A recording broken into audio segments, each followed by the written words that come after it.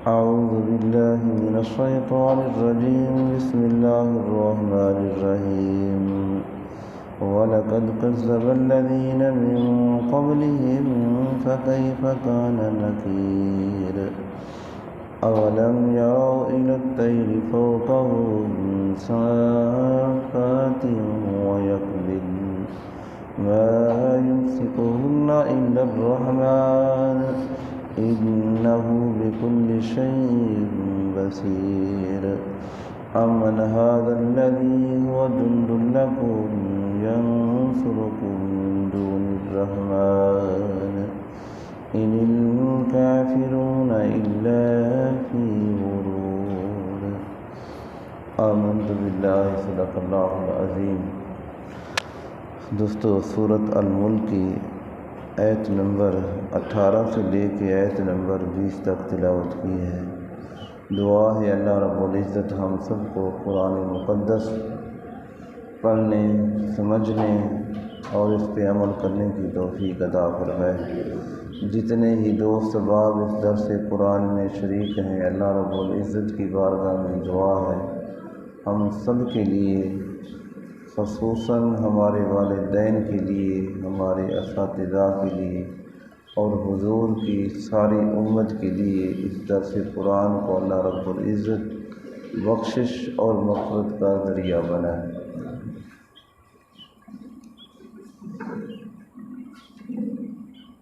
اللہ رب العزت نے آیت نمبر 18 کے اندر اس بات کا ذکر فرمایا، اے مشرکین مکہ، تم میرے محبوب کا اس دین کا انکار کرتے ہو. ذرا آپ اپنے پیچھے سے دیکھیں، جن قوموں نے انبیاء کا، اللہ کا احکام الہی کا انکار کیا، پھر ان کا انجام کیسا ہوا. حضرت نوح علیہ السلام کی قوم حضور علیہ السلام سے کہیں پہلے اس کا زمانہ ہے.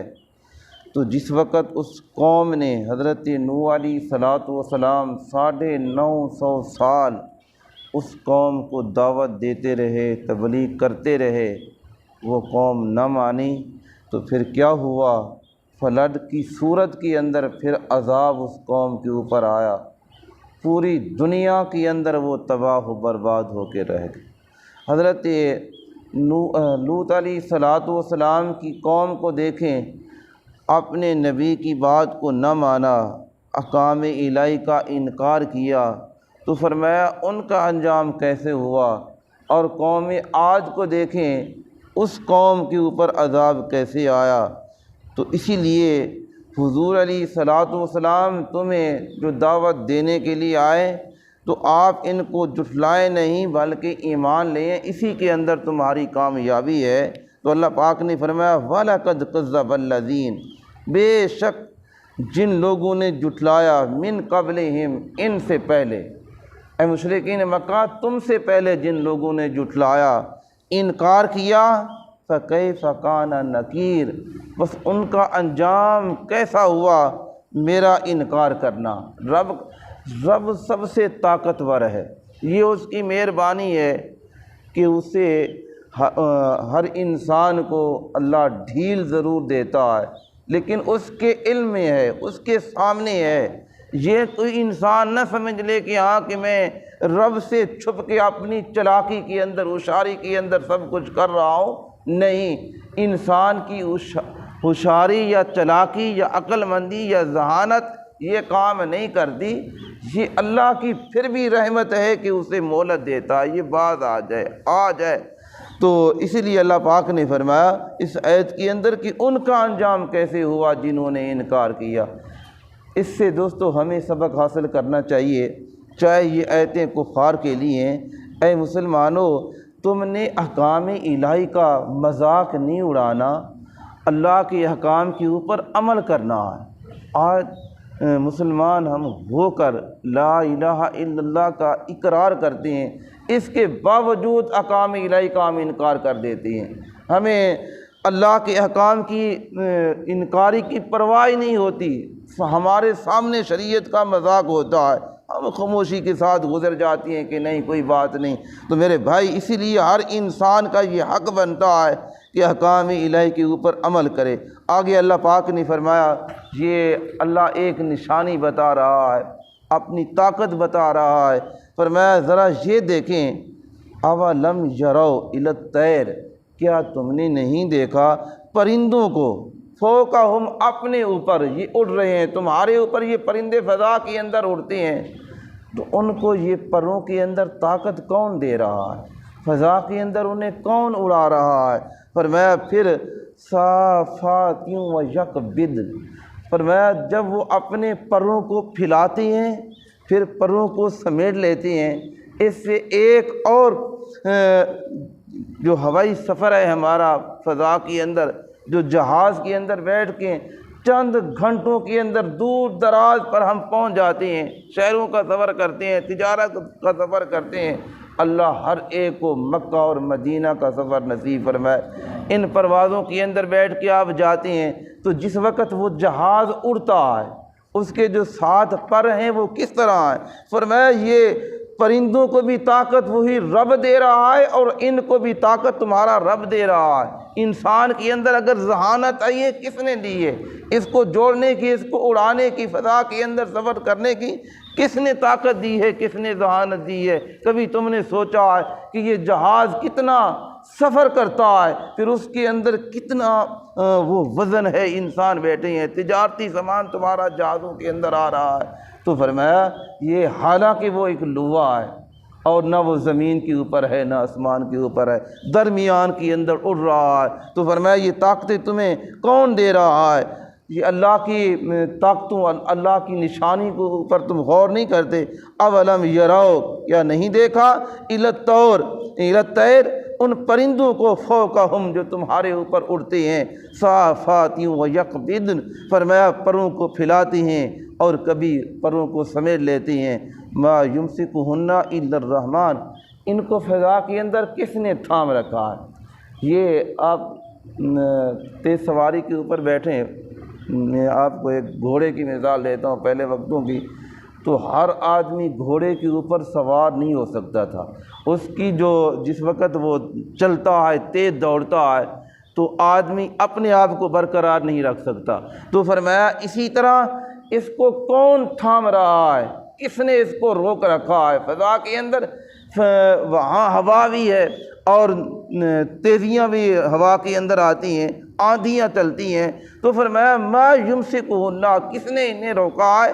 فرمایا الا الرحمن، مگر وہی رحمان ہے، وہ تمہارا پروردگار، جس رب نے تمہیں پیدا کیا ہے، اس رحمان کی صفتیں کیا ہیں، اور تمہیں کھلا بھی رہا ہے، پلا بھی رہا ہے، تمہاری زندگی کے ایام کی جو گزارنے کا طریقہ ہے وہ بھی تمہیں سکھا رہا ہے۔ فرمایا ہر ایک چیز اس کے سامنے ہے، انہ بکل شیء بصیر، ہر انسان، ہر جانور، ہر فضا کے اندر، زمین کے اندر، آسمانوں کے اندر جو کوئی زندگیاں گزار رہے ہیں، فرمایا انہ بکل شیء، بکل کا معنی ہر ایک چیز، اس کے اندر صرف انسان نہیں، جانور نہیں، سمندر کا جو سمندری مخلوق ہے، دریا کے اندر ہے، سمندر کے اندر ہے، فرمایا وہ مخلوق بھی رب کے سامنے ہے، جو زمین کے اوپر بس رہی ہے، فرمایا وہ بھی سامنے ہے، جو آسمانوں کے اندر ہے، ہر ایک چیز رب کے سامنے اللہ دیکھ رہا ہے۔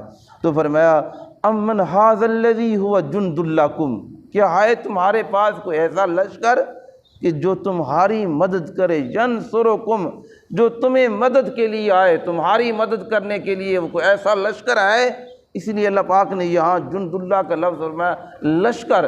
تو مشرکین مکہ کیا کہتے؟ ہم بتوں کے آگے فریاد کرتے ہیں، ہمارے خدا یہ بت ہیں، ہماری مدد کریں گے، تو اللہ پاک نے فرمایا نہ یہ تمہارے بت مدد کر سکتی ہیں، نہ کوئی تمہارا لشکر رب کے مقابلے کے اندر تمہاری مدد کر سکتا ہے۔ میرے بھائی نوجوان، اللہ پاک نے ایسے واقعات ہماری نظروں کے سامنے رکھ دیے، اور احد کے جنگ بدر کو سامنے رکھیں، وہاں کفار کا لشکر 1000 کے قریب ہے، اور حضور علیہ الصلوۃ والسلام کے پاس 313 ہے، تو مدد کس کی ہوئی؟ حضور علیہ الصلوۃ والسلام کے لشکر کو ہی۔ اور مسلمانوں کے لشکر کو اللہ پاک نے کامیابی سے نوازا، تو اللہ پاک نے فرمایا جتنا بڑا لشکر لے کر آئیں، تمہارے اندر ایمان صحیح ہو، یقین ہو کہ میرا رب میری مدد کرنے کے لیے تیار ہے، تو فرمایا امن ھذا الذی ھو جند لکم ینصرکم من دون الرحمن، اور تمہارا کوئی ایسا لشکر ہے تمہاری مدد کے لیے آئے اللہ کے سوا؟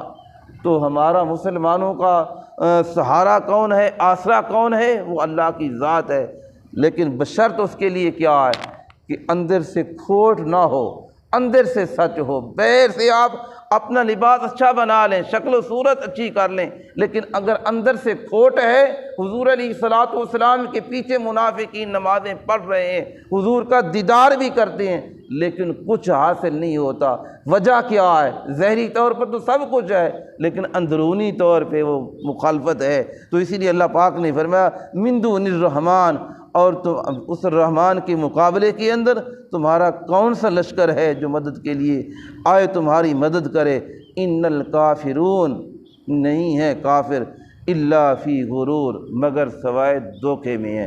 یہ دنیا کی حجالی دیکھتے ہیں، دنیا کی زندگی دیکھتے ہیں، دنیا کی عیش و عشرت دیکھتے ہیں اور کہتے ہیں یہ سب کچھ ہے، فرمایا نہیں، یہ دھوکے کے اندر ہیں، اور حقیقت میں وہی شخص کامیاب ہے اور وہی اللہ کے رستے پہ رہے، اور جس نے دین اسلام کو اختیار کیا ہے اور اسی دین اور قرآن کے مطابق، حضور کے بتائے ہوئے دین کے مطابق اپنی زندگی بسر کر رہا ہے، تو وہ اس دنیا کے اندر بھی اللہ اسے عزت سے نوازتا ہے اور آخرت کے اندر بھی وہ کامیاب ہے۔ اور ہمیں چاہیے میرے بھائی، چھوٹے چھوٹے اللہ کے احکام بھی کیوں نہ ہو، انہیں چھوڑنا نہیں چاہیے، عمل کرنا چاہیے۔ یہ نہیں دیکھنا چاہیے کہ ہاں کہ یہ چھوٹا عمل ہے، پتہ نہیں اسی چھوٹے عمل کے اندر ہماری بخشش اللہ پاک نے رکھ دی ہو۔ تو دعا ہے اللہ رب العزت ہم سب کو حضور علیہ الصلوۃ والسلام کے بتائے ہوئے احکام کے مطابق عمل کی توفیق عطا فرمائے۔ آمین۔ وآخر دعوانا ان الحمد للہ رب العالمین۔